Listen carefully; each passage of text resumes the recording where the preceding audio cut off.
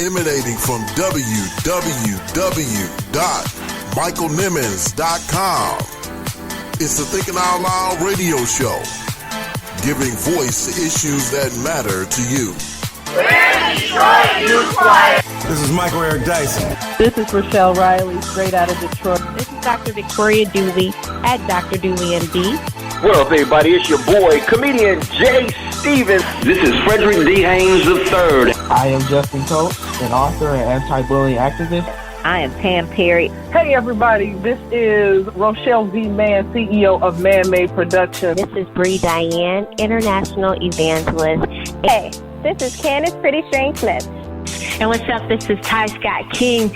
And what's cracking Planet Earth? It's your boy Griff, comedian, author, motivational speaker, entrepreneur, philanthropist, but a Jesus Christ lover. You understand me? And you're listening to Thinking Out Loud Radio with my homeboy Michael Nimmons.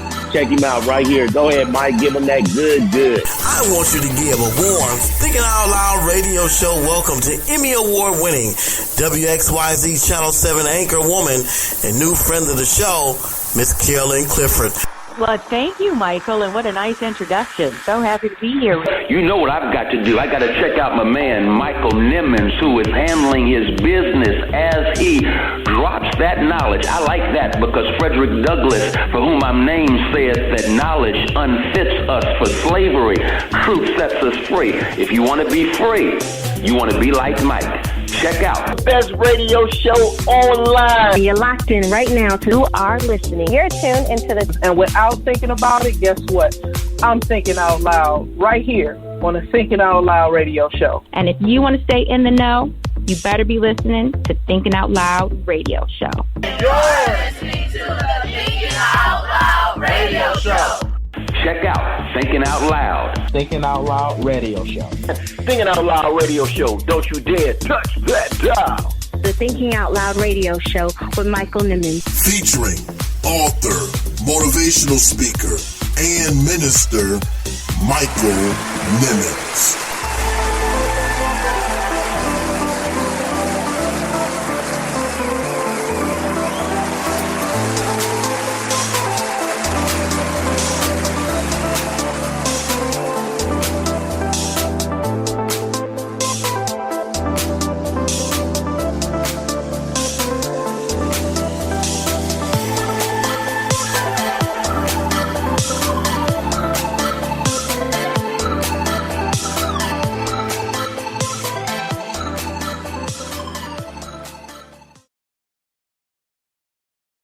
Award-winning journalist, Carolyn Clifford. As journalists, we just have to keep doing what we're doing day in and day out. And all we can do is report the truth in a non-biased manner, and everything else will work itself out. Activist and thought leader, Marcia L. Dyson. Obviously not Nancy Pelosi because, again, because of social media, she said what she said, but that she's not going to be the ones who stopped her colleagues from not only thinking out loud, but talking out loud, whoever they are, authentically. Pastor and intellectual, Dr. Frederick Haynes III. In the black church, according to the brilliant author and historian and scholar L.H. Welchel, he said the black church was born as a protest movement. That's the reason the black church came to be. And if we're going to be honest to Scripture, I mean, the church itself came out protesting. It was a movement of prophetic witness to, the insurrection of the resurrection of Jesus Christ. We bring you the best minds who deliver their best thoughts only on the Thinking Out Loud radio show.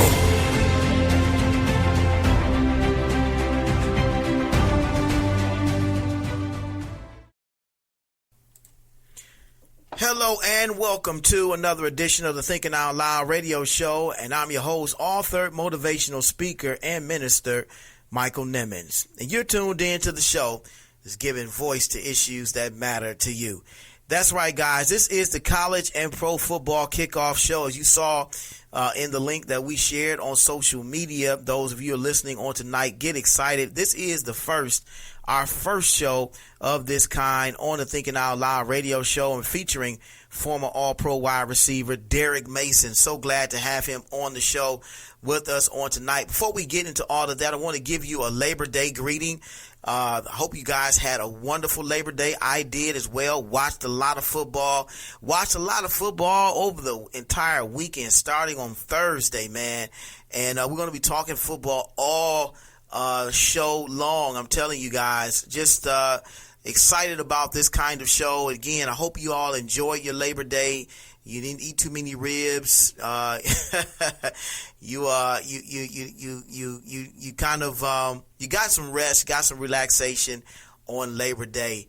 But this show, again, we're talking football from start to finish, just about. I'm telling you, college and pro football kickoff this week. Official start of college football August the 24th, and running all the way through this week. And the pro football kickoff is Thursday of this week. Green Bay versus Chicago at Soldier Field in Chicago, Illinois. So I'm telling you guys, this is going to be a great show. Can't wait to share this interview with you, from my good friend, former All-Pro wide receiver Derrick Mason. Him and I go way back, Mumford High School, Michigan State University. This is a tremendous young man, has had a stellar football career, and the timing of this interview could not have been any better. He reached out to us, I would say maybe about a week or so ago, and we were able to get an interview in. Didn't even really dawn on us that college football was officially starting this week, as well as pro football. So it was just the timing of this interview was great. In fact, we even talked about his Hall of Fame career, Jay-Z in the NFL, Colin Kaepernick, Andrew Luck, and a whole lot more. Hey, Derrick, the one thing we didn't talk about was Michigan State football. So we got to have you back on, man, so you can talk about Michigan State football with Mark D'Antonio, and you can talk about your career as a Spartan as well, and, kind of give us a little bit of the history of the rivalry of Michigan State versus U of M, and kind of give us some stories and whatnot about that rivalry and what it means to you. We're going to have you back on as our guest for Michigan and Michigan State week. So let's book that right now. Yeah, we got to have you back on the show.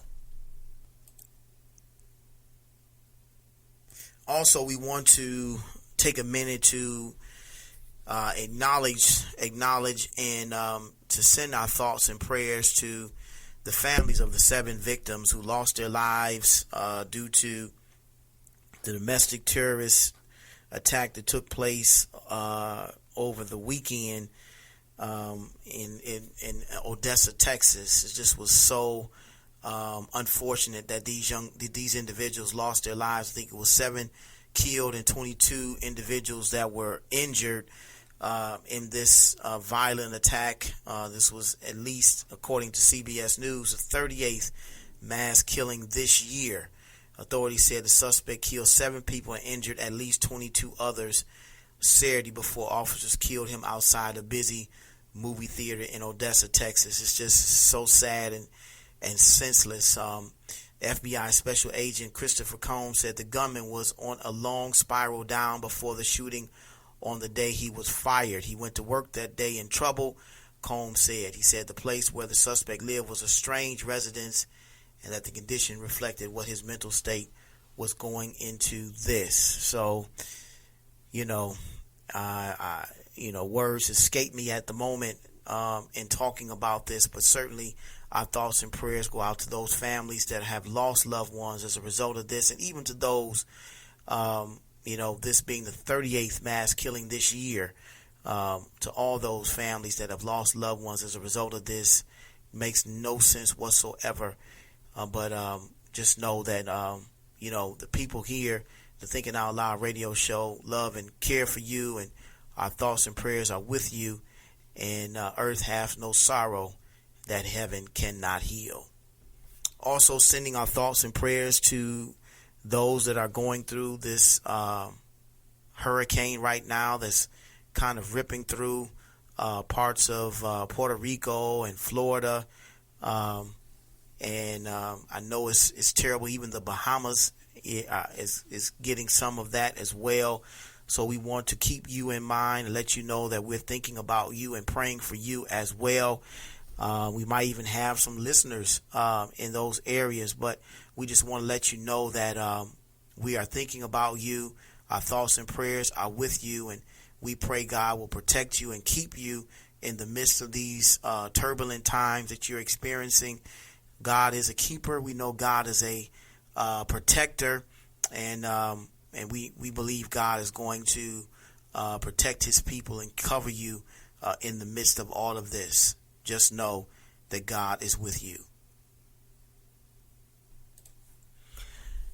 And we're going to be talking college football and pro football during our What Are You Thinking About segment coming up, giving you a brief summary of some of the games of note that took place in the week that was college football. And we're going to be talking about how our two local teams did, Michigan and Michigan State, and giving you our analysis of their games as well.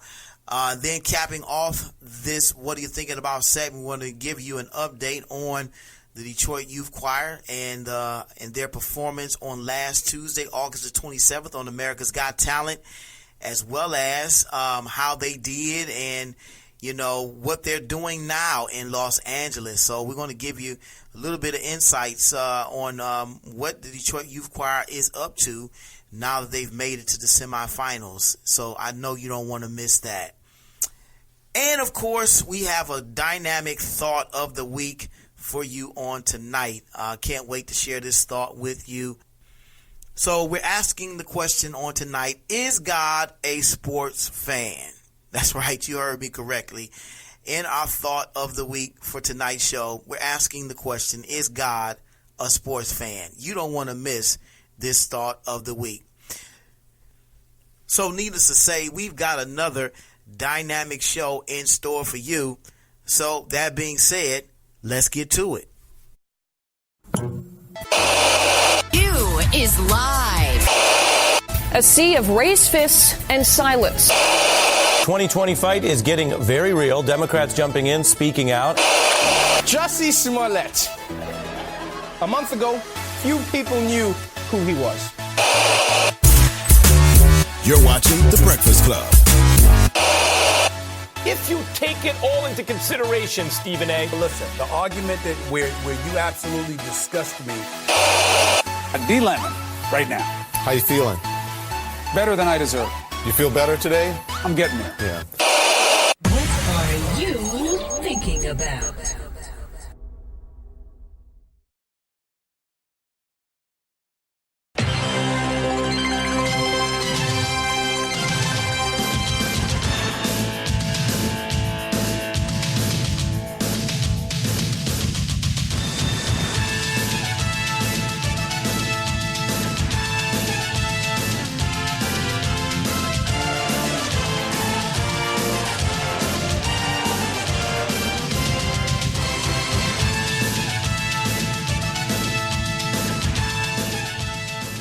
Can't you feel it, guys? I'm excited.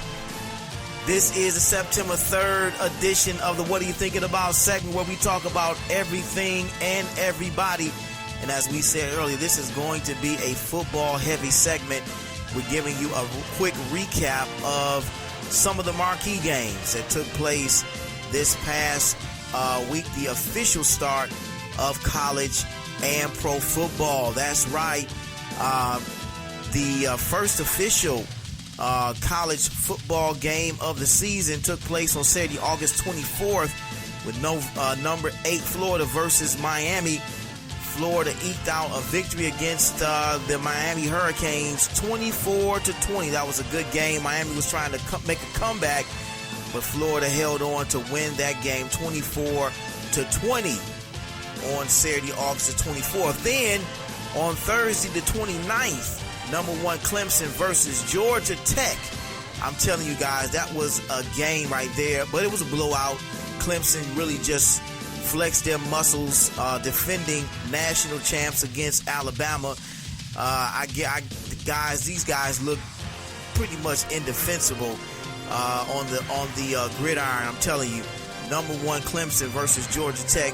Georgia Tech was really just outmatched in that game, so it was a blowout. But we're interested to see how this season plays out. You know, Clemson is the odds-on favorite to make it back to the college football playoffs. So we'll see if they end up defending their national championship at the end of this season.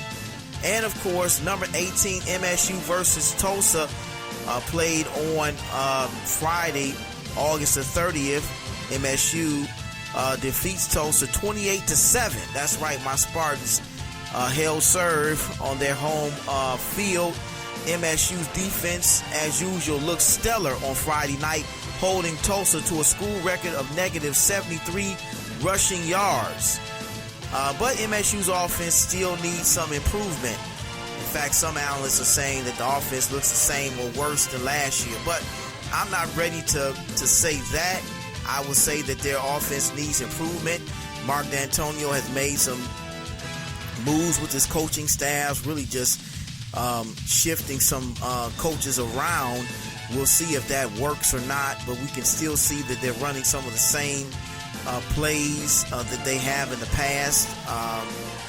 But one thing I will say about Mark D'Antonio is this is the first game, and usually during the non-conference, he is very careful not to show his cards. So I guarantee you, those that have watched or watching Michigan State, you have not really seen them, seen their offensive playbook. He is a poker player, trust me. And this is what he has done in the past, and I believe this is what he's going to continue to do in the future. So I think Michigan State's season is still ahead of them. Their defense is stellar. I just want their offense to improve, but I think we're going to see improvements if everyone stays healthy. Michigan State's offense continues to get better each and every week. So I'm looking forward to seeing what they're going to do. Next game is against Western Michigan at home. So I think that'll be another win for us. And then we bring in Arizona State University. We lost to them last year on the road, but now they're coming into our stadium this year. So looking forward to a good rematch. And I think at that point you'll really start to see Michigan State's offense start to click. So we'll be looking forward to seeing what they're going to be doing in the next couple of weeks. Number 19, Wisconsin versus South Florida. They blew the doors off of South Florida, 49-0. Heisman candidate Jonathan Taylor, 16 carries, 135 yards, 2 touchdowns. This guy is a beast. I'm telling you, he is a stud. And I definitely see him making a trip to New York for that Heisman Trophy presentation. Whether he wins it or not is still up in the air. A lot of games to be played, but he's definitely making his mark, letting everyone know that he is one of the premier backs in the Big Ten, if nothing, and if not in college football. So keep your eyes on Jonathan Taylor, number 19, Wisconsin. Some of the games of note on Saturday the 31st, Alabama versus Duke. Alabama blew the doors off of Duke, 42-3. There was a slow start there, but Tua, once he got going, he really made a statement there. Alabama, again, blew the doors off of Duke, 42-3. And then Michigan, number 7, Michigan versus Middle Tennessee, 40-21. I believe the spread was 35 points. Michigan did not beat Middle Tennessee by 35, so they didn't cover. These are the media darlings. U of M Wolverines offense at times looked pedestrian, in my opinion. In fact, Middle Tennessee started off leading that game 7-3 for most of the first quarter. Then Michigan kind of got themselves together and I guess took this opponent seriously and started to play a real game. But we all know what the first month or so looks like for them. They're the media darlings right now, and they can do no wrong. The September Heismans, they're quarterback Shea Patterson is a Heisman candidate. Don't really believe that. They're talking Big Ten championships and college football playoffs and whatnot. They haven't done anything like that or close to it since the 2003-2004 season. So, it remains to be seen. So we'll see what U of M ends up doing when they get to the month of November, when they play teams like, Michigan State, Ohio State, Penn State, Wisconsin, when they start to play teams of note in this Big Ten schedule that they have. So I'm not really, buying into the hype that the media is putting out there about them, representing the Big Ten in the college football playoffs. Come on, give me a break. Moving on, number 11, Oregon versus number 16, Auburn. That was a great game at AT&T Stadium. Auburn pulled out the victory, 27-21. Gus Malzahn pulled one out of the hat, pulled a rabbit out of his hat. Trust me, they were down. Auburn was trailing most of that game, and they eked out a victory against the number 11 Oregon Ducks, 27-21. And number 3, Georgia versus Vanderbilt. Quarterback Jake Frmr threw for 156 yards, I believe it was. 156 yards and 1 touchdown against Vanderbilt, 30-6. And number 5, Ohio State versus Florida Atlantic. New head coach Ryan Day stepping in, taking the reins after Urban Meyer announced his retirement on last season. Number 5, Ohio State beat Florida Atlantic 45-21. Moving on to the Sunday slate of games. Number 3, Oklahoma versus Houston. 49-31. Transfer quarterback Jalen Hurts threw for 332 yards and 3 touchdowns. I mean, that guy is unbelievable. Transfer from Alabama. That was dual quarterbacks there last season, Tua and Jalen Hurts. And, Tua won the starting job outright. And so Jalen really had to make a decision on what he was going to do. And so he transferred to Oklahoma and became a Sooner. Now he is the starting quarterback there, and he is really making a name for himself over in Oklahoma. Again, throwing for 332 yards and 3 touchdowns. And the Monday night game yesterday was number 9, Notre Dame versus Louisville. That was a great game as well. It was Louisville's home opener. And the score ended up being 35-17 in favor of Notre Dame. But the Louisville Cardinals got a great quarterback in Jawan Pass. This guy is awesome and made it interesting in the first quarter with not 1 but 2 rushing touchdowns. Put up 134 yards passing. I think they're going to do pretty well. We'll see. And, of course, Notre Dame's quarterback, Ian Book, is definitely doing that as well. He put up 194 yards and 1 touchdown. So, this game was back and forth for a little bit in the first half. But then Notre Dame kind of, ran away with it in the second half. But it was still an interesting game nonetheless. So, this season of college football is going to be great, guys. A lot of, potential upsets. I just really love college football. I hope you do as well. Tuning in on tonight during our college and pro football kickoff. And, of course, on Thursday of this week is the NFL's official kickoff with the Chicago Bears hosting the Green Bay Packers at Soldier Field. So we got some great games coming up, and I'm excited about this season, excited about my Michigan State Spartans, and keeping hope alive and staying optimistic because a lot of games to be played here in the fall. Best time of the year.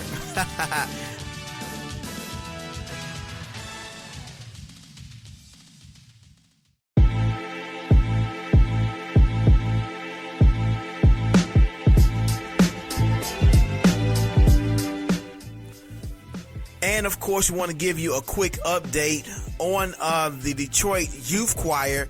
These guys, I'm just so very proud of this group of young people that are representing the city of Detroit so well on probably one of the biggest stages in America, America's Got Talent. These guys did a tremendous job. If you missed their performance on last Tuesday, August the 27th, it was incredible. In the words of one of America's Got Talent's most famous judges, Simon Cowell, it was bloody fantastic. But if you missed their performance, they performed a song called The Champion, performed originally by Carrie Underwood. Take a listen.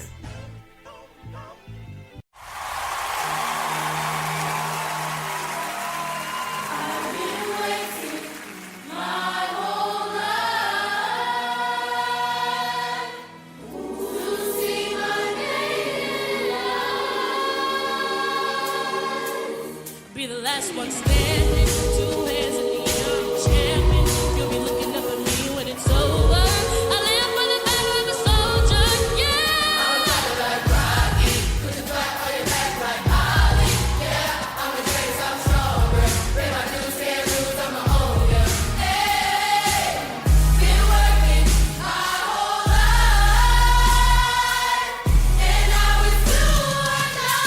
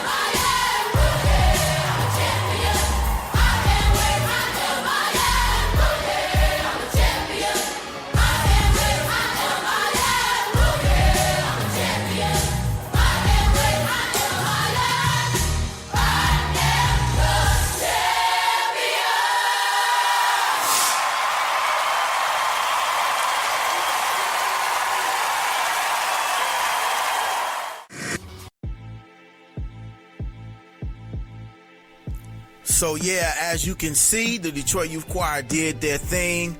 Man, did they do their thing, and we're just so proud of them. Voting opened up immediately after their performance, and it was open until 7 a.m. the next day.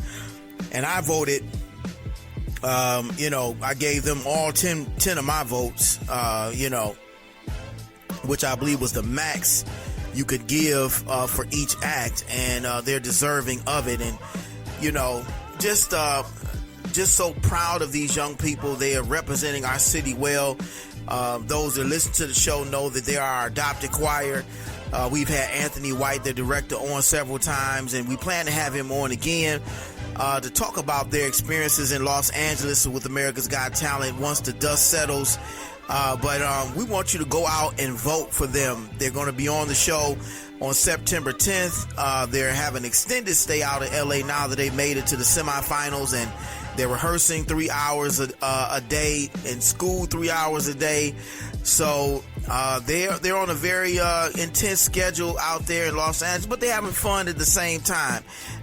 Anthony White just texted me and let me know that that they're having fun in Los Angeles, and I just told him, man, you're making our city proud. We're just so proud of you guys and can't wait to talk to you once everything is said and done. So again, they're going to be on the show September 10th. If you want to know how to vote for these great young people, just go to NBC.com/AGT. That's right, NBC.com/AGT and click the vote menu option on that page. It'll give you all the information you need on how you can vote for the Detroit Youth Choir on September the 10th. NBC.com/AGT. Because we want to see them in the America's Got Talent finals. They are so deserving of this.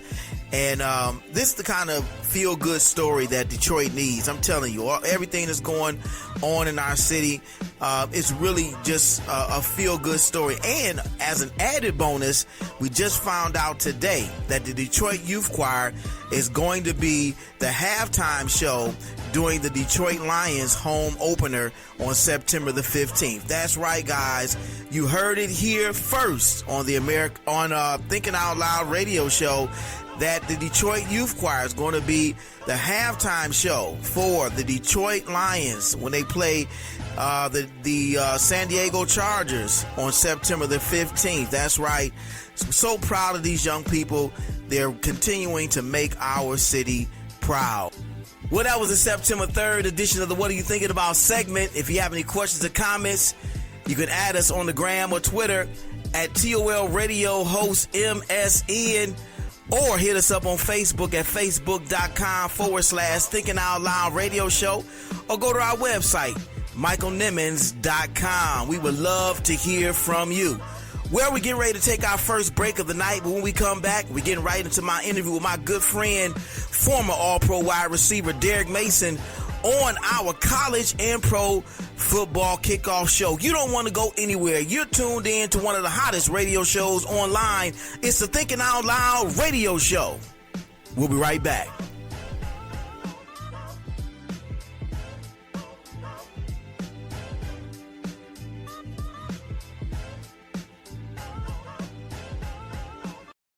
You're tuned in to the Thinking Out Loud radio show, giving voice to issues that matter to you.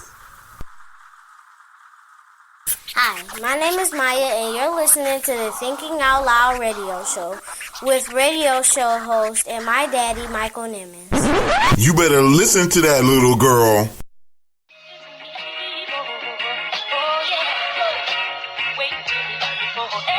Hello there, this is meteorologist Denise Isaac from NBC 10 Boston, wishing radio host Michael Nimmons and the Thinking Out Loud radio show a happy 2-year anniversary. Wishing you many, many more.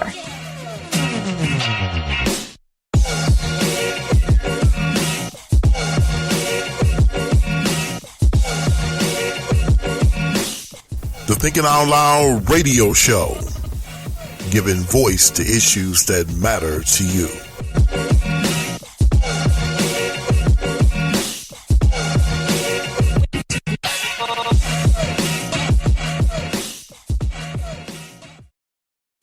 Who told you that you were naked?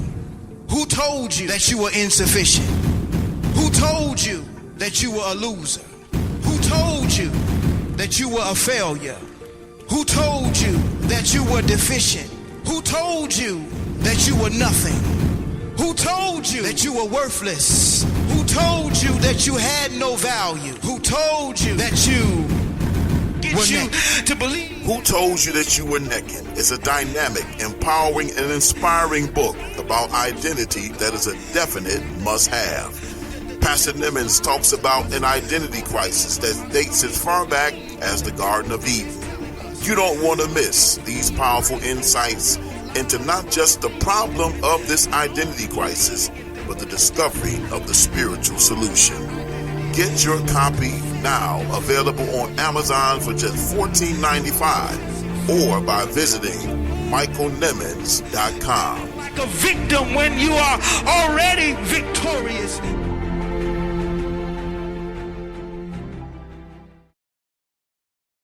This the show featuring political strategist and president of American Urban Strategies, Wayne Bradley. This conversation we want to have today is about President Donald Trump and the other in President Barack Obama. Catch it on Apple Podcasts, Spotify, Google Play Music, iHeartRadio, TuneIn, Radio.com, and MichaelNimmons.com. And why the economy's exploded more. I give credit to both of them for doing their part, but Donald Trump has done just that much better of a job when it comes to the economy. Now, in terms of behavior and style points, yeah, Obama again was a politician before.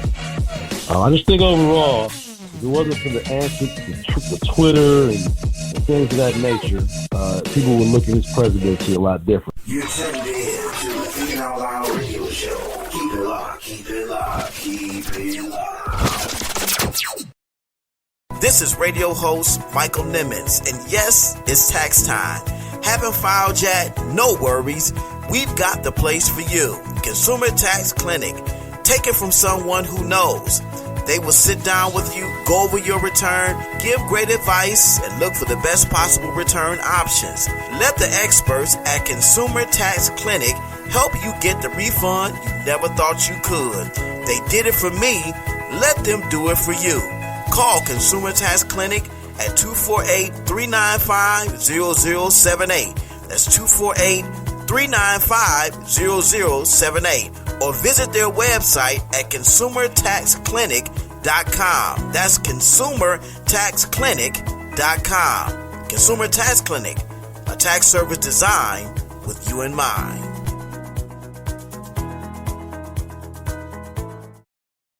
You're tuned in to the Thinking Out Loud radio show. Keep it locked, keep it locked, keep it locked.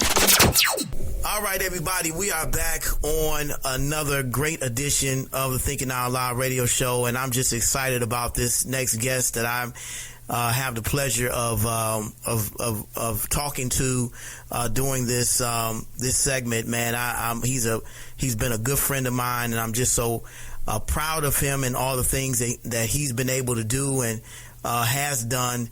And I want to, before we get into his interview, I want to give him a proper introduction.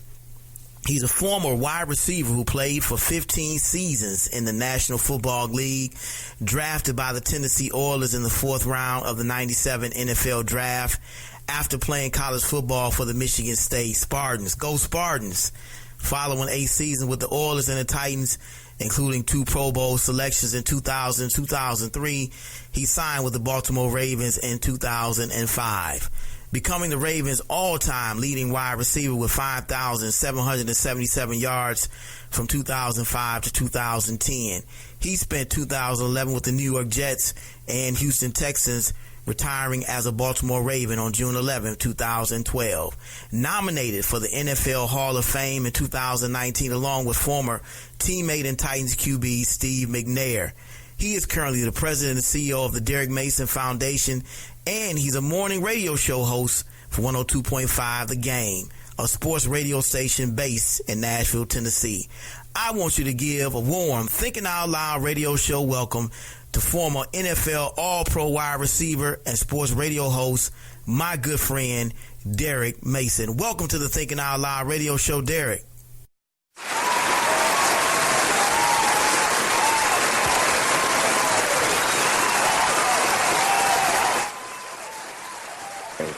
It's a far cry from those days at Muffin High School. Man.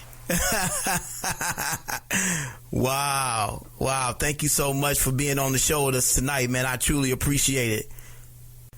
Yeah, it is we those that are listening on tonight, Derrick and I, when I say we go way back.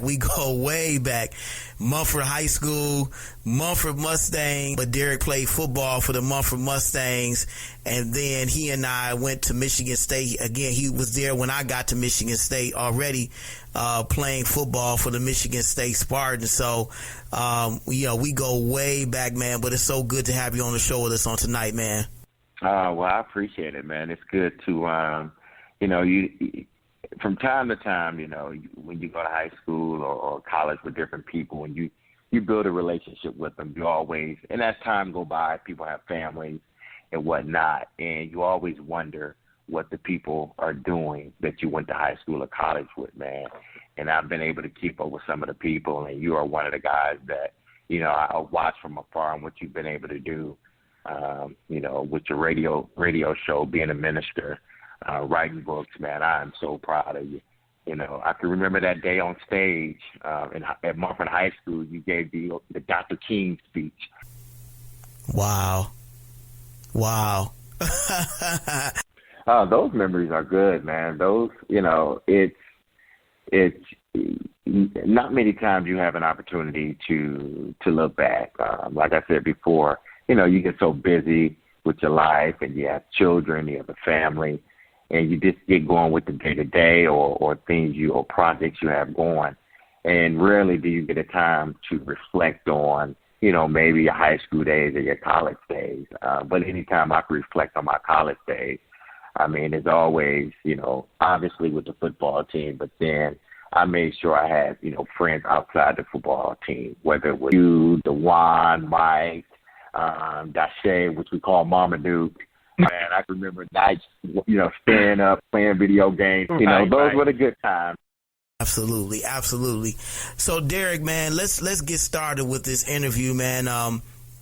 You know, as I said, I'm just so happy that you're on the show, and you know, you've had a decorated career, and we talked a little bit about that in your bio. But you know, I want to know, at what point early in your football training and development, whether it was your, you know, early adolescence and in middle school, or as a teenager in high school as a Mumford Mustang, or as a star wide receiver at Michigan State, when did you think that you could make football a career for yourself? You know, this is not an opportunity that every young man that has that desire gets an opportunity to do. You know, at what point did you really feel like football was going to be a career for you? And what was that decision process like?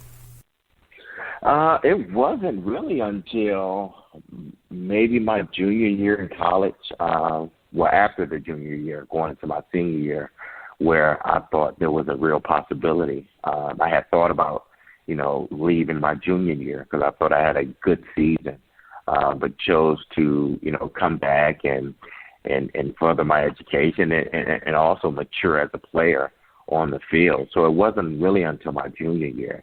You got to understand, I grew up with, you know, 3 older brothers, 1 younger brother, and 2 sisters. Football, sports was a staple in my household. My older brothers played. You know, 2 of them got scholarships to go to college. So that was one of those staples in my household. But for me, I enjoyed playing football, but I never thought that I would play football in high school or in college. My first time going out to play football, you know, with pads on, I quit after like 2 days.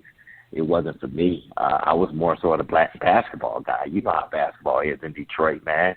Everybody thinks they got a jump shot. But it wasn't until my junior year, after, you know, many times Coach Lynch, Robert Lynch, who was the track coach and football coach at Mumford. Exactly, at Mumford High School. He would come to the gym room and say, you don't need to be playing basketball, you need to be playing football. And I would dismiss it every day. And it wasn't until my junior year that I chose to go out for the football team. I guess he saw something in me that my brother saw that I didn't really see and want to have anything to do with football other than watch it. I can remember my first game against against Henry Ford. Right side of we're on our sideline. Game-winning touchdown, 60 yards down the sideline. From that point on, it just seemed like things just started to snowball in a positive way. Ended up being all city, all state, all metro. Got an opportunity to, you know, I was awarded a scholarship to go to Michigan State University. And it was funny because this is how I believe if you speak things into existence, they will be. 3 years prior, my brother, my brother that's older, the third oldest, was 3 years older than me. So he was a senior when I was a freshman. He's getting recruited by a bunch of colleges. And there was one recruiter that came in, and he was talking with my mom and my dad. And, you know, I'm sitting there with them, and my brother's talking to him. He was getting ready. It was a recruiter from Eastern Michigan. Not Charlie Baggett. Who was it? Gosh, I forget his name. I don't know why I'm forgetting his name right now. I can't. It is on the tip of my tongue. I can't remember. I'll remember it in a minute. I know I will. We're sitting in my parents' living room, and Bobby Williams, that's his name. Oh, yeah, Bobby Williams, right. Absolutely, Bobby Williams. We're sitting in my mom and dad's living room, and as Bobby Williams is walking out the door, my brother says to him, "Oh, don't worry, you will be back to recruit my little brother." I was not playing football then. It was my 9th grade year, and I was just about hanging out, having fun, and I wasn't even thinking about football. But my brother said, "You will be back to recruit my little brother." 3 years later, Bobby Williams is in my parents' living room again, recruiting me to go to Michigan State. That's why I said, if you speak things into existence and you believe in it, it'll come true. And, you know, from that point, I was awarded a scholarship to go to Michigan State. And, you know, there were some ups and downs in Michigan State. It wasn't all, you know, peachy creamy. My first semester there was horrible. I did more hanging out than studying. So my grades were horrible. I wanted to leave school. There was just a bunch of factors and things going on. But it wasn't until, you know, that second semester where talking with my parents, talking with my brothers, I kind of regrouped and got refocused. And after that, it was just everything started to, you know, kind of go along well again. You know, having a really good friend like Sean, being an advocate for you, a guy that was always in your corner, it was great to have. Like that not only was a roommate, but ultimately became like a brother to me, and still to this day, he and I, you know, we keep in touch. But he was an advocate for me. There was a bunch of other people. But it wasn't until my junior year, like I said, that I thought this football thing could become a reality. And, you know, lo and behold, you know, 1997, I get drafted in the 4th round by then the Tennessee Oilers, and which is now the Tennessee Titans. Right. And that actually segues into my next question, because you're drafted in the 4th round of the NFL draft, and you know you're sitting there, you know, waiting for the phone to ring. You know, what was that feeling like to finally get the phone call that you've been drafted by the Tennessee Oilers at that time, and who eventually became the Tennessee Titans? You know, what was that feeling like for you? It was exciting. It was nerve-wracking. I was anxious. I think every emotion that you could possibly have, I had it in that 2-day period. Because back then, you know, the draft was, you know, 2-3 days, but the rounds were long. But, you know, waiting for 2 or 3 days for your name to be called in the 4th round, it was so many emotions. And mind you, you know, I had just, at that time, I had just like 8 months prior, no, it was about a year prior, I had asked my, you know, longtime girlfriend to marry me. So we were planning weddings and everything else. And, you know, lo and behold, the draft come around. And what you got to understand about the draft is there are a lot of people telling you where you're going to get drafted. You're going to be a first rounder. You're going to be a second rounder. You're going to go here. You're going to go there. You're going to be a free agent. There's a bunch of things going on. So me, you know, my agent and people around me, hey, you should be drafted, you know, late 2nd round, 3rd round. So I'm, you know, 2nd, 3rd round, I'm sitting in front of the TV, and I'm like, okay, my name will be called pretty soon here. My name didn't get called in the 2nd round. So that's when you start to, you know, get a little anxious. And didn't get called in the 3rd round. So the next day, that Sunday, you know, I'm upset. You know, my family's there, and it's the 4th round by now. And well, actually the day before Saturday, my name did get called. So all of a sudden I just leave the house and I go outside and I just walk down the street. Mind you, I'm upset. I'm like, you know what? They're not going to draft me. All these guys that went ahead of me, I was better than them. My numbers were better than them. My everything that I thought, the requirements to get drafted in X round, I had, but I hadn't been drafted yet. Were guys that didn't have those numbers. They were drafted before me. So I left the house. Went for a walk, man. I was crying. I didn't know what to think. Am I going to get drafted? What's going to happen? And I can remember Sean coming out of the house. But Sean was there with me.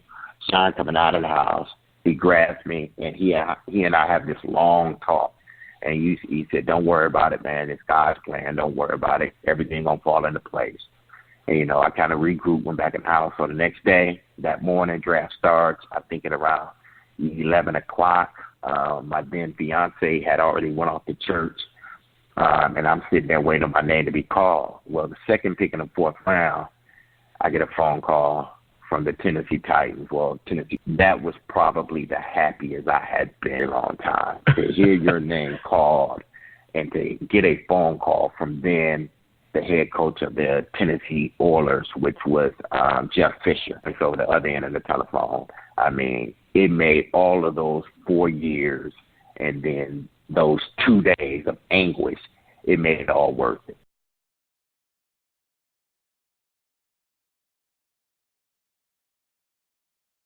Don't touch that dial. It's the Thinking Out Loud radio show. We'll be right back. You're listening to the Thinking Out Loud radio show with Pastor Michael Nimmons. Don't you dare touch that dial.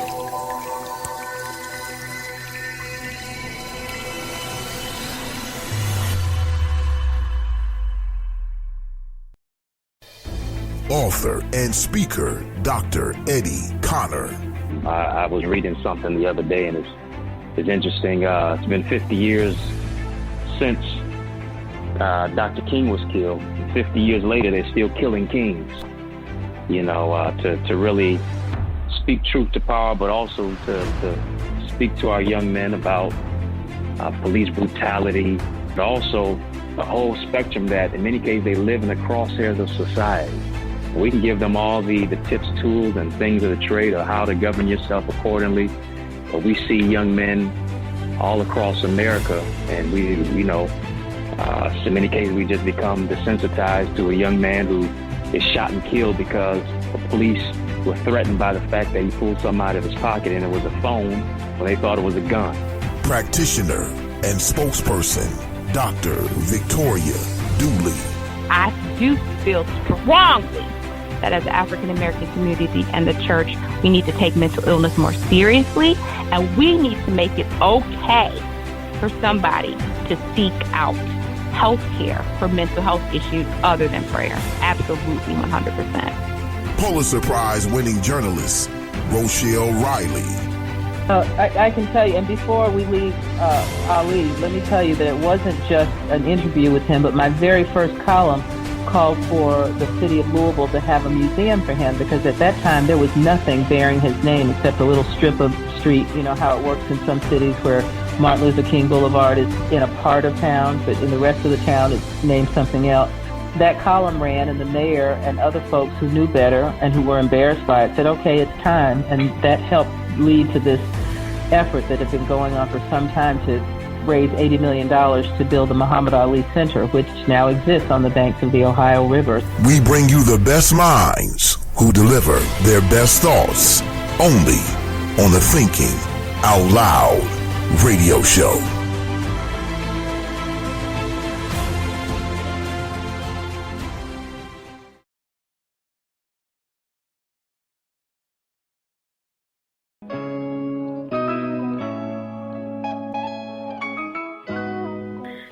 This is poet and lyricist Ty Scott King wishing radio host Michael Nimmons and the Thinking Out Loud radio show a happy 2nd year anniversary. Y'all make sure y'all keep supporting, keep listening. This is God's work, so keep it locked in Jesus' name.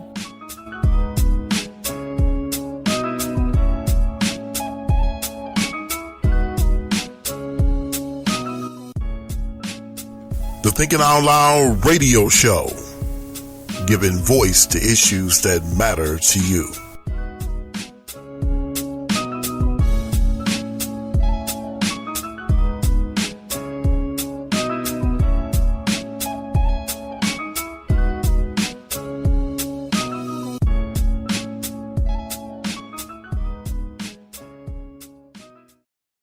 You're tuned in to the Thinking Out Loud radio show. Keep it locked, keep it locked, keep it locked.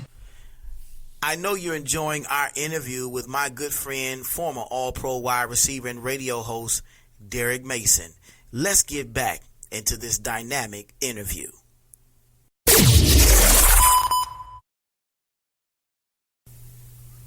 Man, I know you got that was like it's a feeling that was probably unimaginable. You probably couldn't even put it into words. You know, the euphoria, the excitement that you felt at that very moment. And I can just imagine as a fan of the sport myself, watching the NFL draft, watching, these things happen, and being a friend of yours as well, and seeing and watching it from afar. I was not, there with you guys at the NFL, at your house watching it on television, but we definitely were rooting for you, praying for you that you would get drafted. And when we got the news, we were excited for you as well. I know you guys are enjoying our interview with former NFL All-Pro wide receiver Derrick Mason. Man, I'm so happy to have him on the Thinking Out Loud radio show. And we've just been talking about his career and how he actually got started playing football at Michigan State, Mumford High School, and now with the Tennessee Oilers and Tennessee Titans.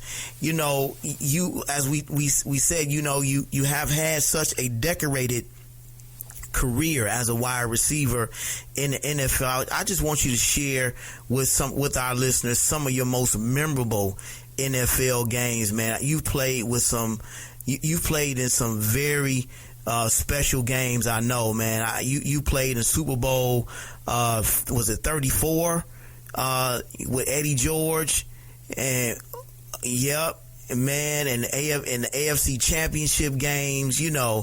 Tell our listeners about some of your most memorable games as a wide receiver in the NFL.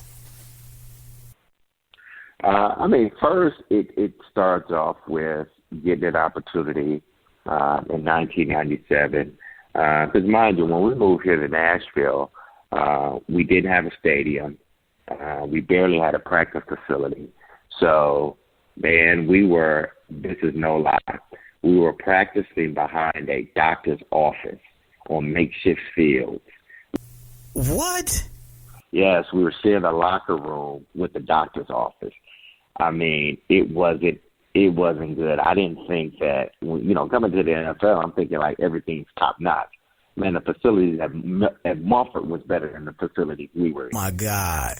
Yes, we were meetings out of trailers and everything else, but we made do. But we also played in Memphis too. We played our home games in Memphis. But to me, it started then, and I can remember first game of the season, Oakland Raiders. For a guy getting drafted, in the fourth round, I wasn't even their first receiver drafted. They drafted a kid by the name of Joey Kent out of the University of Tennessee. He was their second round pick. I was their fourth round pick. And to just get an opportunity to start my rookie season, first game of the season because the guy got hurt, that was probably one of the most memorable moments for me, because I put in all the hard work. And then when the season starts, a rookie fourth rounder gets to play in a NFL game and start against the Oakland Raiders. That's first on my list as most memorable things. Now the second is it wasn't good, because that same game, the first pass I caught, I fumbled.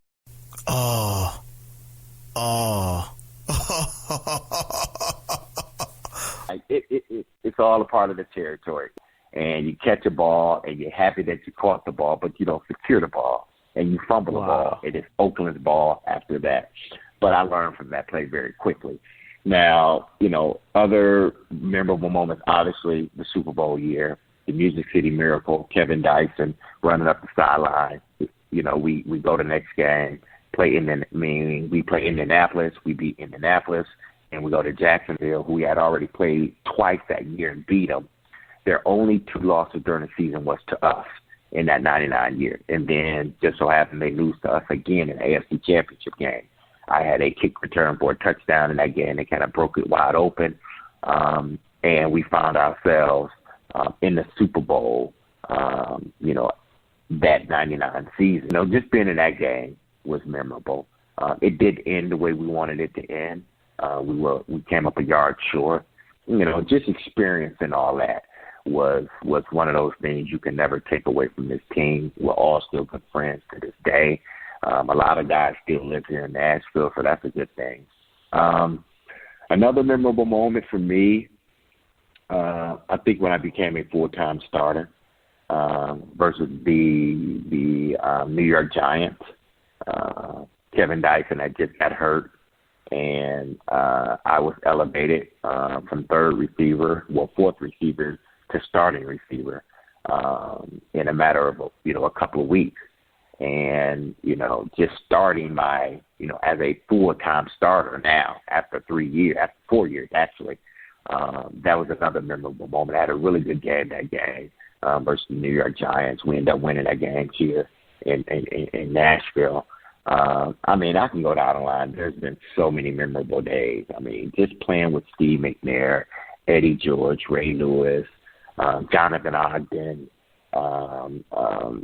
Ed Reed. I played with 3 Hall of Famers. Right. Ed Reed, Ray Lewis, and Jonathan Ogden.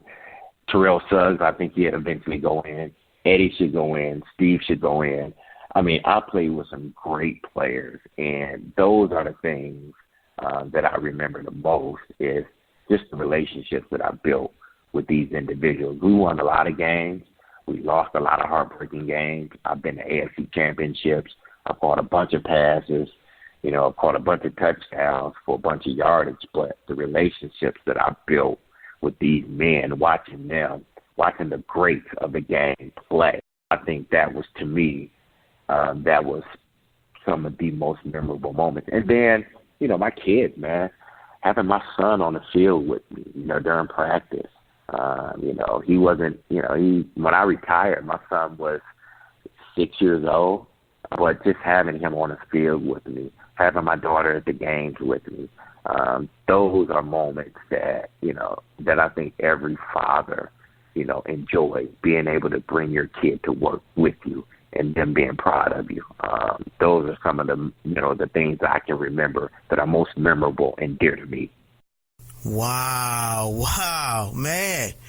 I'm telling you, just listening to you is giving me chills, man. The names that you've evoked, Eddie George, Steve McNair, Ed Reed, and Terrell Suggs. Oh my God, Hall of Famers. Ray Lewis. Oh my God, those guys, and you're naming them like.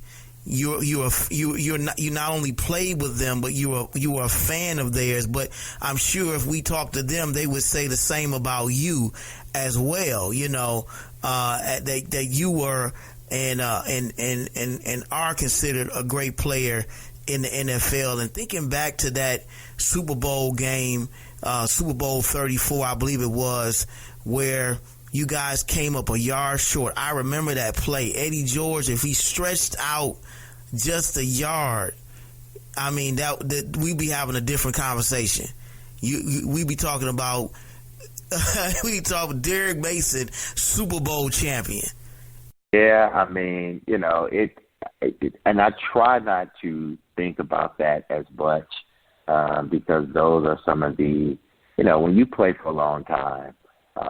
And at that point in time, I was going into my third year. I was just finishing up my third year. And you're talking about a young guy 25 years old. You know, we're in the Super Bowl. We come up a yard short. I'm thinking, like, you know what? We'll be back. Oh, no doubt, we'll be back. We'll probably end up being one of the best teams in the National Football League, if not the best. I took it for granted, you know, not knowing that would be the last time that we would be in the Super Bowl, that I would get an opportunity to experience a game of that magnitude.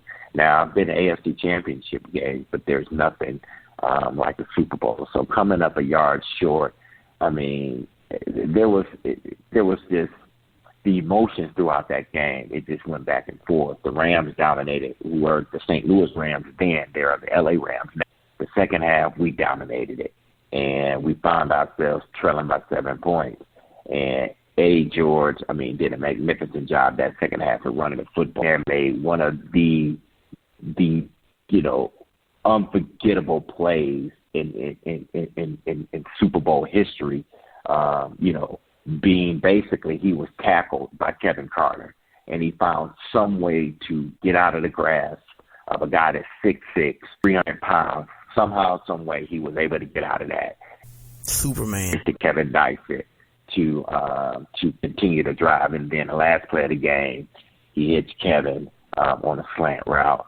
And Jones, who was the linebacker for the Rams, he just made an excellent play because that was a play designed to be a walk-in touchdown. And he played it exactly right, and Kevin Dyson came up a yard short. So, you know, as a young guy, like I said, I thought we were going to be back. And there was no doubt in my mind we were going to be the dominant team next year. We were the dominant team, but we ended up losing to the Baltimore Ravens, who won the Super Bowl the next following year. Right. Wow. But, you know, you got a chance to play in the biggest game of of your life in the Super Bowl. I mean, not too many players that have had the opportunity to even play in the league can even say that they've played in the Super Bowl. And that's tremendous. And again, just listening to you tell some of these stories is just giving me chills because I'm a fan of the game, and I'm talking to somebody that's actually played in the NFL and have played on the biggest stage and has been successful. You know, I know you guys are enjoying our interview with my good friend, former All-Pro NFL wide receiver, Derrick Mason, man. So happy to have him on the Thinking Out Loud radio show. And, you know, we have really been talking about his NFL career and some of the guys that he's played with on some of the biggest games on the biggest stage. And, you know, if you're enjoying this like I am, then this is definitely one of the great shows that I'm sure you'll be talking about for a while now, you know, talking to someone of this caliber on the Thinking Out Loud radio show. And, you know, Derrick, you retired in 2012 after playing 15 years in the league. You know, you've had a decorated NFL career, and, you know, according to your stats, you've broken a lot of records for the Baltimore Ravens and Tennessee Titans. You were, you know, nominated for the NFL Hall of Fame in 2019. Decorated career, man. Looking back at it, how would you characterize your career as an NFL All-Pro wide receiver? Man. You know, it's hard for me. I don't think I look at it the way other people do. I look at it as, you know, it's just a byproduct of, you know, me playing with a lot of really good people, a byproduct of, you know, brothers instilling the will to never quit, the will to continue to fight. It's a byproduct of, you know, having good friends in your life. It's a byproduct of having a good family, people that are taking care of things while you're, you know, taking care of a job on the field. It's just a byproduct of a kid growing up in Detroit, enjoying the game of football, never knowing that he would ever get an opportunity to play in the NFL. It's a byproduct of a guy just working hard, a guy never giving up, a guy that always found each and every year another way to reinvent himself. I think I had a really, really good career. I think in my eyes I had a great career. I did just about everything I wanted to do. I met a lot of really good people, played in a lot of meaningful games. And my career, I got out of my career what I put into it. And what I put into it was my heart and soul. And what I got back from it was just that. Everything that I put in, I got out of it. So when I retired, Mike, man, I was good. I was done. I didn't think, man, maybe I should go back. No. I felt that everything I gave football gave back to me. Not too many people can say that. So I enjoyed it. I had fun. I think I had a really, really good career. Some would call it great. I just think I did what I was supposed to do as a football player. And that was to go out there, play as hard as I possibly could, and just be there for my teammates, be consistent and be there for my teammates. And that's what I was.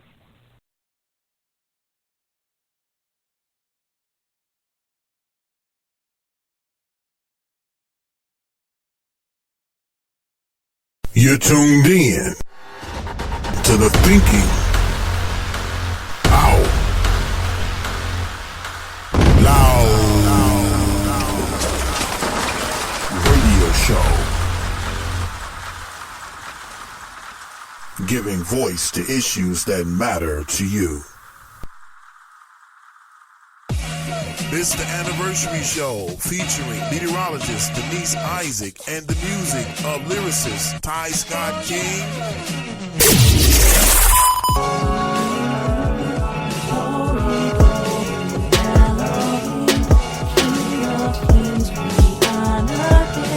Meteorologist from NBC10's Boston, Denise Isaac. What advice would you give a young person looking to get into this profession? Catch it on iTunes, Google Play Music, iHeartRadio, TuneIn, and Spotify. So continue to work hard. It's not easy. You may have to move to different cities, but it's okay. Really stay humble, and learn as much as you can. Learn from others. Don't gossip. Because once again, it's a small business. You may think you'll never see this person again, and then all of a sudden, guess what? You're tuned in to the Thinking Out Loud radio show. Keep it locked, keep it locked, keep it locked. It's their birthday. Need a gift for that special someone. Then call KCN Designs and sit back and smile. KCN Designs specialize in custom-made all-occasion baskets that are sure to make that special someone smile. Call KCN Designs today at 248-820-3691. That's 248-820-3691 and order your custom basket today. You're listening to the Thinking Out Loud radio show with Pastor Michael Nimmons. Don't you dare touch that dial.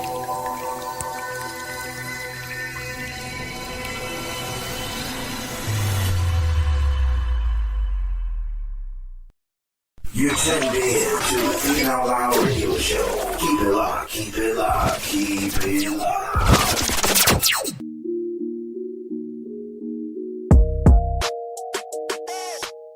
Hey, this is Wayne Bradley from American Urban Strategies, your favorite Republican. I just wanted to give a special congratulations to my friend Michael Nimmons and Thinking Out Loud Radio on his 2-year anniversary. Make sure you listen in every week.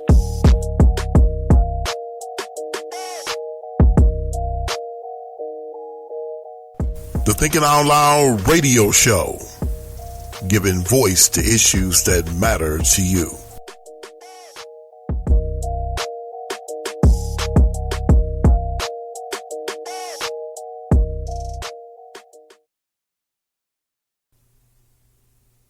I hope you enjoyed our interview with my good friend, former All-Pro wide receiver and radio host, Derrick Mason. Let's hear the conclusion of this dynamic interview.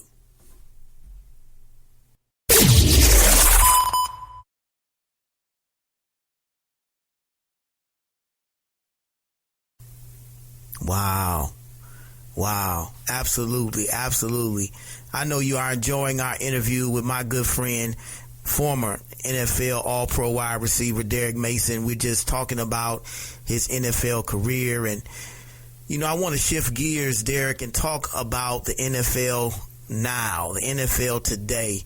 A lot of things going on in the league, and love to get your input and your thoughts on that. Looking at the state of the NFL now, what are some things that stand out to you that, either make the league great, or, some things that you think the league needs to improve on? I think the league, what has made it so a wonderful sport is that they've been able to capture the essence of what it truly is to be a football player. They've allowed the fans to get a glimpse, not just a glimpse, but, inside view that they've never given before in years prior. Truly a look at what these guys go through day in and day out, how these guys prepare, how they travel, what they're doing outside of football. It's given football a personality.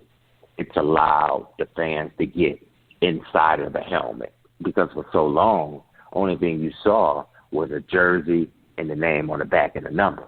You didn't know you didn't know what half these guys looked like unless they were marquee players. The NFL has done such a wonderful job at not just marketing the jersey, but showing you there's truly a person inside the jersey. Now, there are some things that the NFL can do better. I understand that, but I think they've done a really good job at allowing the fan that really enjoys the game of football, and then bringing in new fans, women fans, people that probably never really enjoyed the game, but now they watch it and they enjoy it because now they get to know the person instead of the team.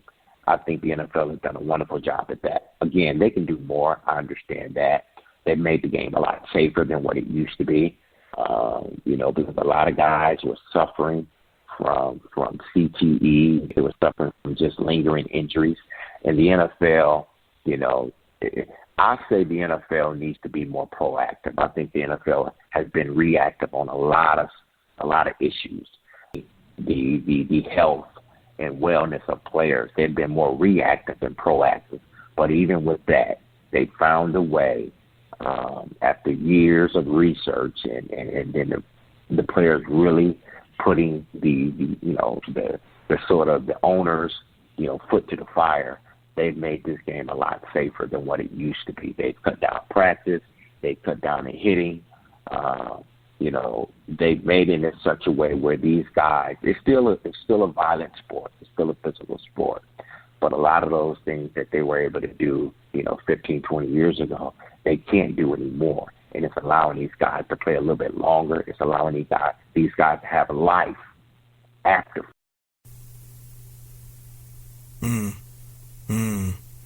That's a very good point, and I'm glad you mentioned that because you segue right into my next question. I mean, you must be looking at my questions because just yesterday we're talking about starting quarterback for the Indianapolis Colts, Andrew Luck. Surprised retirement announcement, and from most of the reports is because of health reasons that he made the decision to step away from football. I believe at the age of 20, I think he's in his mid 20s. I'm not sure. 29 years old, and so I mean that was a shocking retirement announcement that sent shockwaves through the NFL. After the Indianapolis Colts lost the preseason game to the Chicago Bears here, their starting quarterback announces a week before the season starts that he's retiring. And again, from most of the reports I've heard, I'm not sure if you've heard something different, is because of health challenges or health reasons, that being a part of the decision process that he made. And so, I asked you, I want to know first, what did you think of the announcement coming from a star quarterback like that, Andrew Luck, who, is the franchise quarterback for the Indianapolis Colts. And you can imagine, what that franchise is going through right now. I'm hearing fans are demanding their season tickets back from the front office, and they booed Andrew Luck as he walked off the field, headed to the press conference to make the announcement. So I want to know from you, what were your initial thoughts about his retirement announcement, and do you think the fans were justified in booing Andrew Luck, losing the game to the Bears and then making this surprise announcement about retiring from the league? I was shocked just like everyone else, because I don't think he wanted the news to come out in that way. But obviously, someone told Adam Schefter, who does a lot of good reporting, and he tweeted it out, that from his sources, Andrew Luck was going to retire.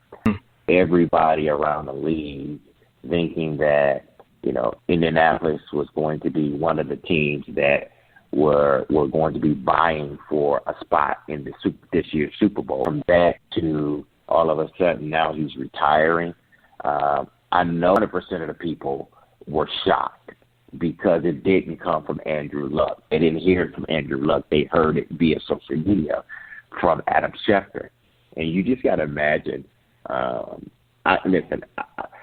think the fans could have handled that a different way, because he gave them, 7 good years. That team was struggling before Andrew Luck got drafted, right after Peyton Manning got injured. They struggled that year. Then when they drafted Andrew Luck, they all of a sudden go 11-5. The guy was a transcendent talent. So he gave them 7 great years. When he was healthy, he was a top 5, top 6 quarterback in the National Football. I want to think glass half full here and say once they had an opportunity to think about it and then hear Andrew Luck's press conference, they probably thought, you know what, I understand. The guy's been beat up. It's hard for him to, to get around. He's mentally drained. He's physically drained. He wants to have a life after football. And if he keeps doing this, he will not.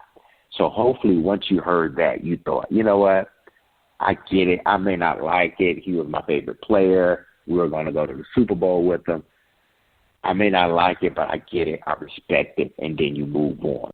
I know you guys are enjoying our interview with my good friend, former NFL All-Pro wide receiver, Derrick Mason. So happy to have him on the Thinking Out Loud radio show. We're chopping it up, talking about the NFL and, some of the things that are going on in the league. And, of course, man, I cannot let you go without talking a little bit about what's going on with Jay-Z and the NFL partnership announcement. A lot has been discussed, a lot has been talked about. We've even blogged about it as well, because anybody that's looked at this whole situation with Jay-Z and the NFL partnership and Colin Kaepernick, it just seems to me that more could have been done. And yes, I don't want to sound like we're jumping to conclusions and things still have to be kind of mapped out. And maybe that's part of the problem, that the announcement might have been premature in the sense that they should have really took the time to kind of specify what some of those things were going to be done as it relates to the partnership for the social justice the social justice or the cause of social justice movement with Rock Nation and the NFL, and that wasn't done. It just sounded to me like it was just going to be a series of concerts or, you know, for the Super Bowl halftime show or halftime shows in general, that Rock Nation would now be kind of heading up in their partnership with the NFL. But Jay-Z, of course, has taken a lot of the blame for not involving Colin Kaepernick in this partnership, especially given the fact that he was that Colin was because of his protests for the cause of social justice, deciding to take a knee during the national anthem, that gave, in some respects, Jay-Z the opportunity to sit at the table with the commissioner of the NFL to talk about a partnership for the cause of social justice. So I say all that to ask the question of you: what do you think of what's going on with Jay-Z and the NFL and Colin Kaepernick? Do you think that Jay-Z went about this the right way with the league?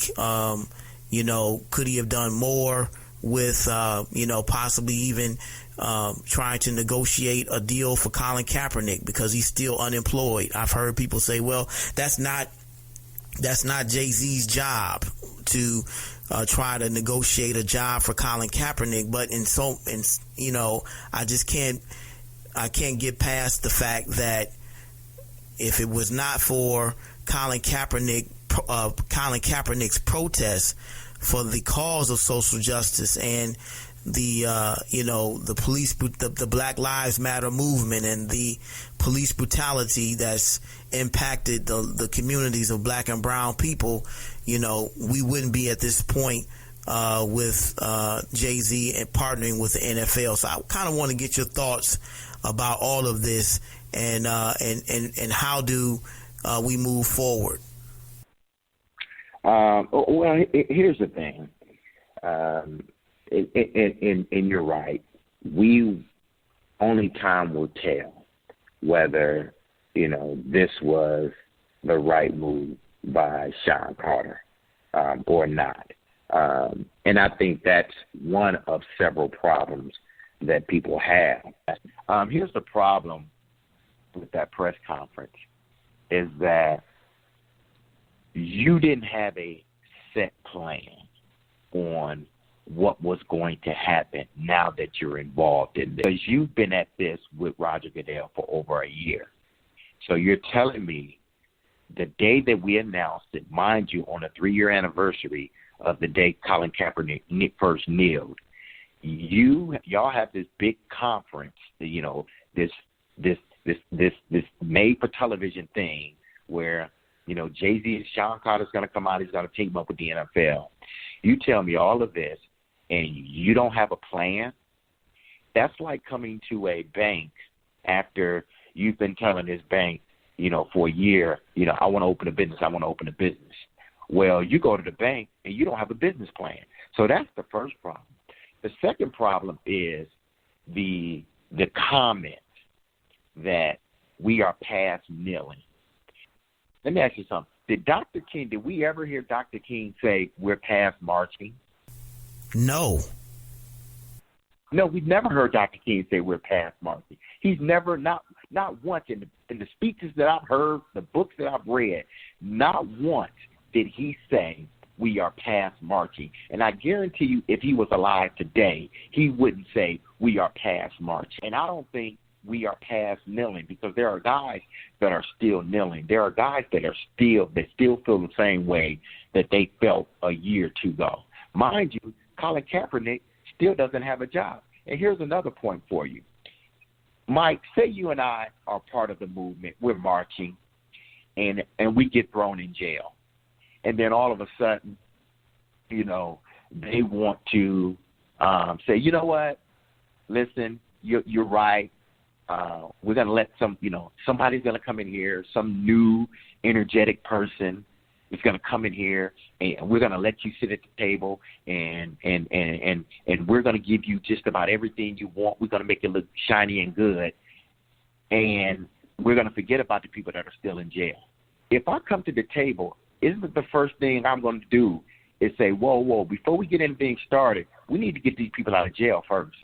Let's get Colin Kaepernick back in the NFL, at least a shot on a team first before we start. He needs to be in this meeting with us before we start talking about anything injustice, because he was the catalyst. He was the guy that ignited the fire. How can I now take the torch, so to speak, and leave him behind? I can't do that.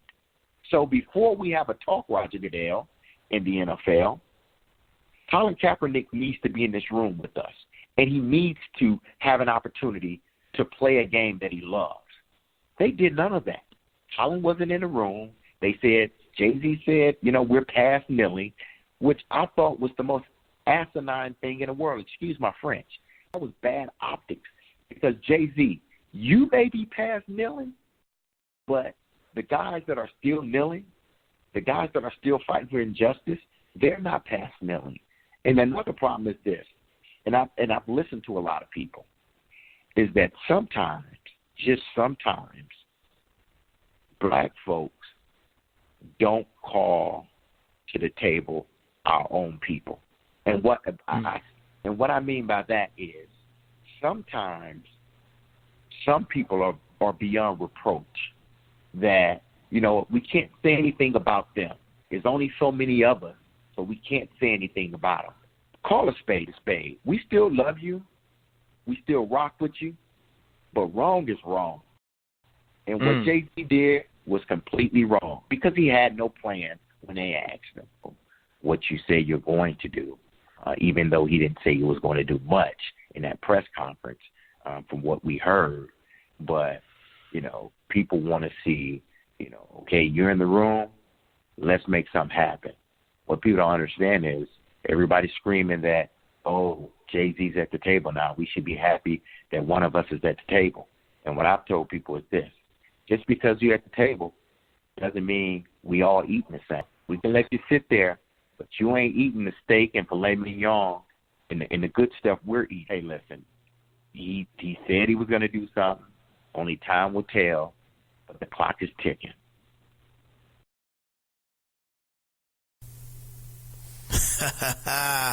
Well put. Man, I know you guys are enjoying our interview with my good friend, former NFL wide receiver, all-pro wide receiver, Derrick Mason. I'm so happy to have him on the Thinking Out Loud radio show. And, we're getting ready to wrap this interview, man. I really just enjoyed my time talking to you. As we get ready to, the interview winds down, I want to know, Derrick, tell us a little bit about your morning show you've been doing, and then you've also, according to your bio, you also have a foundation. So share with us some of the things that you've been doing after football. We've talked about your decorated career and, nominated for the NFL Hall of Fame. I mean, that is a tremendous honor in and of itself. And so share with our listeners some of the things that you're doing after football. We're raising two beautiful children. My daughter, Bailey, she's a junior in college. My son, Derrick, he's a senior in high school. He wants to be a doctor. So we're setting up all these college visits to universities that have good medical programs. My daughter wants to be a fashion designer, so she's at one of the top fashion design schools in the country. So, the best thing that I'm doing right now, and most important thing, is being a dad to two wonderful children, and that's just a blessing in itself. I'm part owner of a company called Swift Wick, SWIFT, WICK. It's Swift Wick Socks. We've been in existence for 13 years now. Everything is manufactured here in the States. We do all of our distribution here in Tennessee. You can check the website out at swiftwick.com.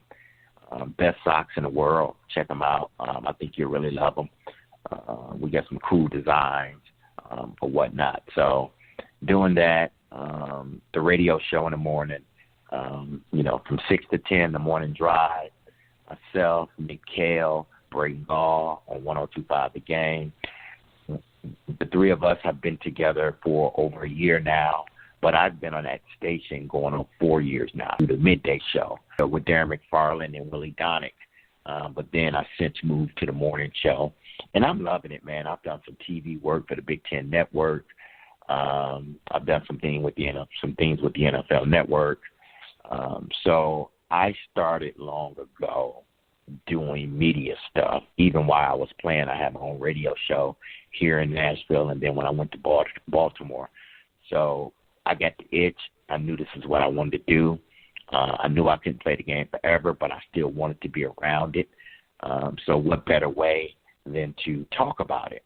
And then I can critique and talk about whoever I want to. My foundation, we do a lot of work. Right now, I'm a board member of STARS here in Nashville. So we've been doing a lot of work with them over the past, 4 or 5 years. And what STARS is, the mission of STARS is to help young people pursue their unlimited potential.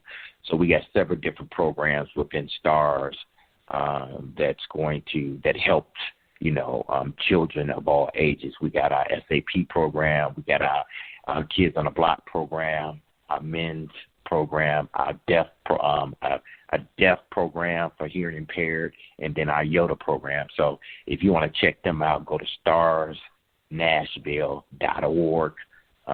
They're doing some tremendous work here in Nashville. So my foundation has partnered up with them. We do several events each year. The foundation donates money to STARS. So, I'm trying to just be, a good Samaritan. I'm trying my best to be a philanthropist.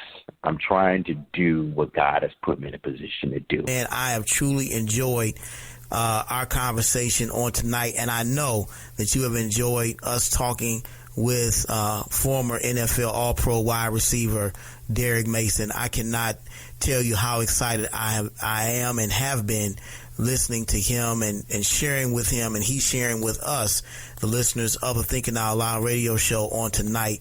It has truly, truly been a blessing, and I just thank him so much for carving out time out of his schedule to be with us and to share with us on tonight, and I know that you have been blessed as well. Thank you so much, Derrick, man. I truly appreciate you, man, and love you to life. I pray that your brighter days are still yet ahead of you, that the best for you is still yet to come, that blessings for you and your children, your entire family are right in front of you, man. And thank you so much for being with us on the Thinking Out Loud radio show. Thank you, man. I really do appreciate it. I enjoyed it, man. I enjoyed catching up. I enjoy, sharing my experiences in the NFL and just in life in general. So thank you for having me on, man. Anytime, I'm here. You can have me on. If you need my voice, I'm here. Thank you so much, and we'll definitely be in touch. It's the Thinking Out Loud radio show. We'll be right back. Don't touch that dial. It's the Thinking Out Loud radio show. We'll be right back.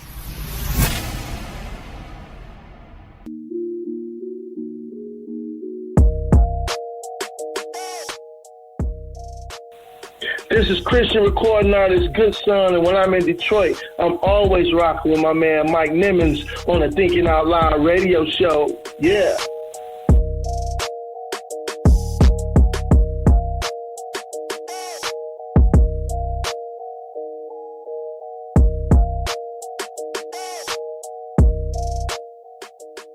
The Thinking Out Loud radio show, giving voice to issues that matter to you.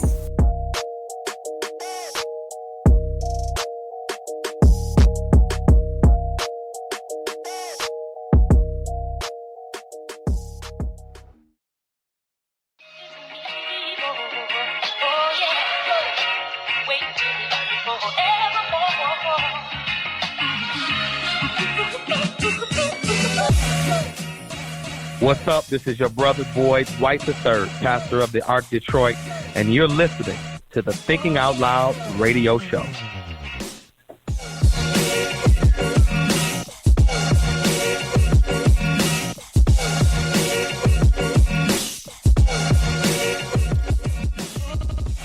The Thinking Out Loud radio show, giving voice to issues that matter to you.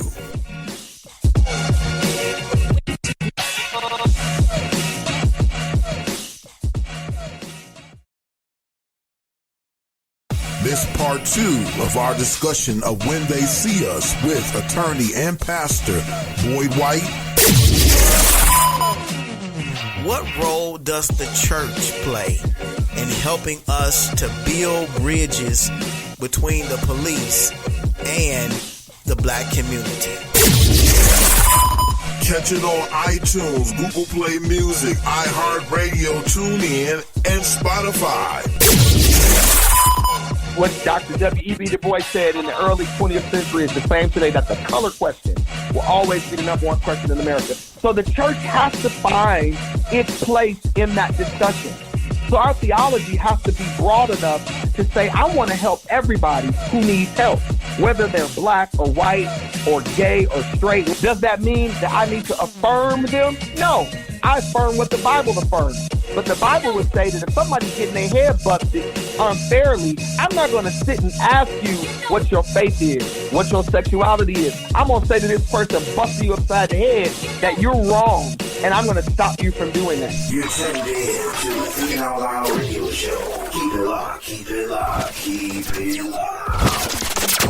Congratulations to Pastor Michael Nimmons and the Thinking Out Loud radio show for over 10,000 streams and downloads. Rate, review, and subscribe to the Thinking Out Loud radio show. Available on Apple Podcast, Google Play Music, iHeartRadio, TuneIn, Spotify, and now available at michaelnimmons.com. The Thinking Out Loud radio show, giving voice to issues that matter to you.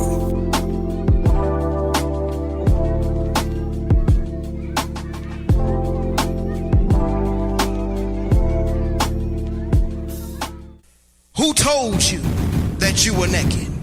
Who told you that you were insufficient? Who told you that you were a loser? Who told you that you were a failure? Who told you that you were deficient? Who told you that you were nothing? Who told you that you were worthless? Who told you that you had no value? Who told you that you were naked? To believe? Who Told You That You Were Naked is a dynamic, empowering, and inspiring book about identity that is a definite must-have. Pastor Nimmons talks about an identity crisis that dates as far back as the Garden of Eden. You don't want to miss these powerful insights into not just the problem of this identity crisis, but the discovery of the spiritual solution. Get your copy now, available on Amazon for just $14.95 or by visiting michaelnimmons.com. Like a victim when you are already victorious. Stay tuned for more motivation, more inspiration, and more empowerment on the Thinking Out Loud radio show. Keep it locked.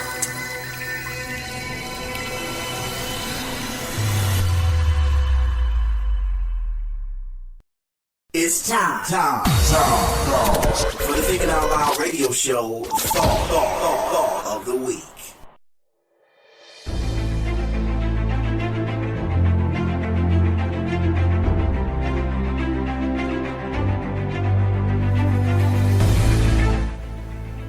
In this week's Thought of the Week, we asked the question, is God a sports fan? A question that I'm sure we've all thought about at one time or another, and more than likely came to the swift conclusion that God could care less about sports. There are far too many other important things on God's list of priorities than whether a team wins or loses. On the surface, that would appear to be a logical and reasonable answer to this seemingly outlandish question. Is God a sports fan? After all, there are so many bigger and more pressing issues that God should be concerned about, like world hunger, world peace, racism, terrorism, and the list goes on and on. But while this may be true, let's consider for a moment the logistics of this question. Is God a sports fan? Those of us who believe in God would like to think, whether seriously or facetiously, that God does minimally care about the things that we care about. And if we love sports or have an affinity for a sports team, then God does care about our sports teams as well. Well, that's just one side of it, and maybe considered the fan side. But then there's the athlete side of it, and there are sports programs across the country and even the world that set aside time to acknowledge God during practices, before and after games, and weekly services the athletes can attend. You even see during games when teammates and even opposing team members are injured, players come together in prayer and solidarity for their fellow brothers of the gridiron, hoping that God will intervene on their behalf. And it's refreshing to see athletes who sometimes participate in seemingly violent and barbaric sports set aside time for their spiritual growth and development. I'm not sure if all of this is done for a team to gain favor with God or not, but it's still inspiring to see men who've invested a lot of time and energy in their physical development in sports they desire to dominate, understand that there is a being far greater and with much more power than they can even imagine. And he can help them not just be a better athlete, but to be an even better person. I truly believe this is why athletes like Colin Kaepernick and Ed Reed and others continue to kneel during the national anthem, because they're not just appealing to the human aspect of the cause of social justice, but they're appealing to the spiritual aspect of it as well. They understand that God is not a respecter of person. He doesn't care more for one race over another, but he cares just as much for the black and brown young men who are being brutalized by corrupt white police officers as he does for the men and women in blue that serve and protect the citizens of this country on a regular basis.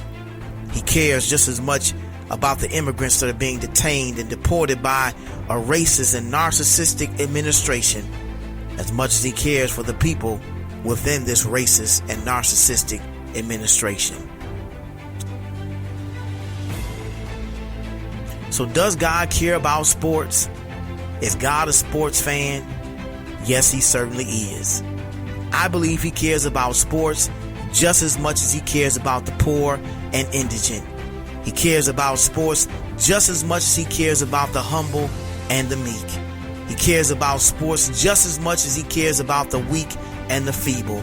He cares about sports just as much as he cares about you and I. He's a God that can multitask and still be as personable and accessible to you than he is to everyone else in the entire world. He's a God that's a fan of the Spartans and the Wolverines, the Lions and the Tigers, the Patriots and the Eagles, and judicious enough to treat them all the same, but loving enough to make them both feel special to him. This indeed is the greatness of God. He's a God of the strong and the weak. He's a God of the rich and the poor. He's a God of the white and the black. He's a God of the citizen as well as the immigrant. He's a God of you and I. So whether your team makes it to the championship game or not, whether they have a winning season or not, whether they're on top or at the bottom, whether you're on the winning or losing side, just know that God is in your corner. God is rooting for you. God is cheering for you. God is on your side.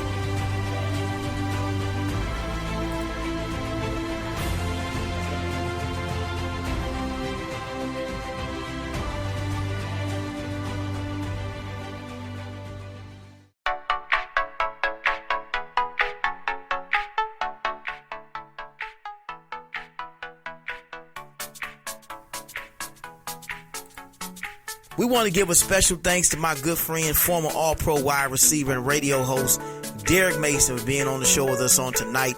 It was great catching up with you, man. We definitely got to have you back on to talk Michigan and Michigan State in November. It's one thing we didn't talk about, but we got to talk about it. So let's set that interview up. Let's do that. We want to do that in November. If you want to keep up with Derrick and all that he's doing, you can follow him on Twitter and IG at DMason85. That's DEEMASON 85. Or hit him up on Facebook at Derrick Mason. You can also check out his line of socks at swiftwicks.com. That's SWIFTWICKS.com. Thank you for tuning in to tonight's show. We truly, truly appreciate it. We hope you enjoyed it. I just love geeking out about football. You know, that's one of my favorite sports. So this was a show that I've always wanted to do, and I'm so glad that I was able to do it with my good friend. Don't forget to tune in next week. We're going to have another great show in store for you. Remember to rate, review, and subscribe to the podcast. Your support helps us to increase our exposure across the World Wide Web. And don't forget to vote for the Detroit Youth Choir. We want to see these young people make it to the America's Got Talent finals. And to do so, just go to NBC.com/AGT. That's NBC.com/AGT. And there you get all the information you need to know on how you can vote for these great young people. So until next time, guys, always remember, if you can think it, you can believe it. If you can believe it, you can see it. If you can see it, you can be it. If you can be it, you can achieve it. The power rests within you. The mind is the most powerful muscle in your body. Use what you got to get what you want. The power is in you. It's the Thinking Out Loud radio show. Thanks for listening.